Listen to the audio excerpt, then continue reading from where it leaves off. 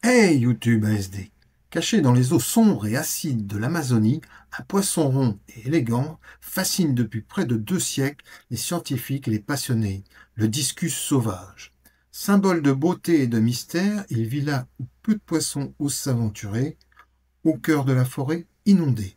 Mais derrière ces couleurs flamboyantes se cache une histoire faite d'erreurs scientifiques, de découvertes passionnantes et de secrets que nous commençons à peine à comprendre. Aujourd'hui, nous partons à la rencontre de ce joyau de l'Amazone. Et restez bien jusqu'au bout, car ce que vous allez découvrir pourrait bien changer votre vision du roi des poissons d'eau douce.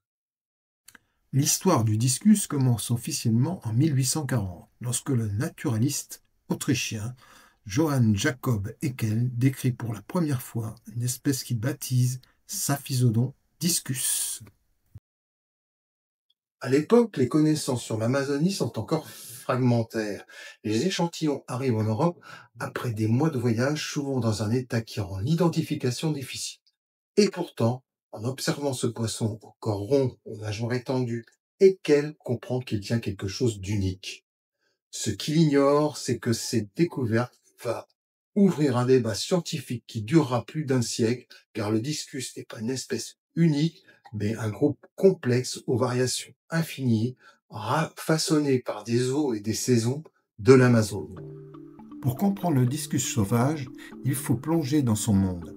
Des rivières aux eaux noires, teintées par des tanins, des feuilles mortes, un pH acide, une eau presque dénuée de minéraux et une visibilité si faible que la lumière se dissout à quelques mètres.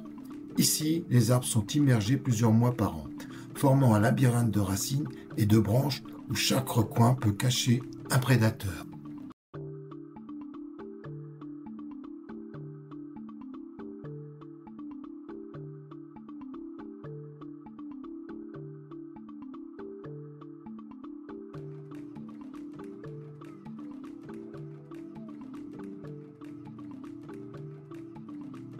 Dans cet environnement, la forme du discus n'est pas un hasard.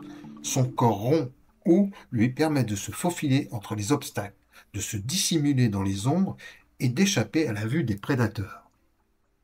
Aujourd'hui, les scientifiques reconnaissent 3 formes principales de discus sauvage, lequel Saphisodon discus reconnaissable à sa bande centrale sombre et ses couleurs intenses, surtout dans le Rio Negro, le vert Saphisodon tarso, aux reflets émeraude et aux motifs délicats présents dans le bassin de Rio Tefe, le brun et le bleu Saphisodon aquifariatus, aux teintes variées de brun chocolat, au bleu acier que l'on trouve dans les eaux claires ou légèrement troubles.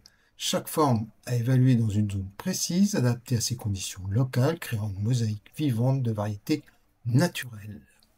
Le discus vit en groupe, souvent d'une vingtaine d'individus, formant une hiérarchie strictement où chaque poisson connaît sa place. Et c'est au moment de la reproduction que le discus dévoile son secret le plus fascinant, le soin parental par la peau nourricière.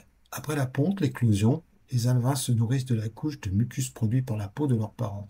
Une stratégie rare dans le monde des poissons qui permet aux jeunes de survivre dans un environnement exigeant. Dans la nature, ce cycle est étroitement lié aux saisons. Les crues apportent la nourriture et l'abri, et quand les eaux baissent, les couples choisissent des zones plus calmes pour élever leur progéniture. La reproduction de ces conditions d'aquarium est un défi, donc nous parlerons dans la prochaine vidéo. Le discus sauvage est un trésor vivant, un lien direct avec la force et la beauté de l'Amazone. Dans notre prochaine vidéo, nous quitterons la forêt inondée pour entrer dans votre salon et découvrir comment, vous aussi, vous pouvez accueillir un morceau de l'Amazone chez vous.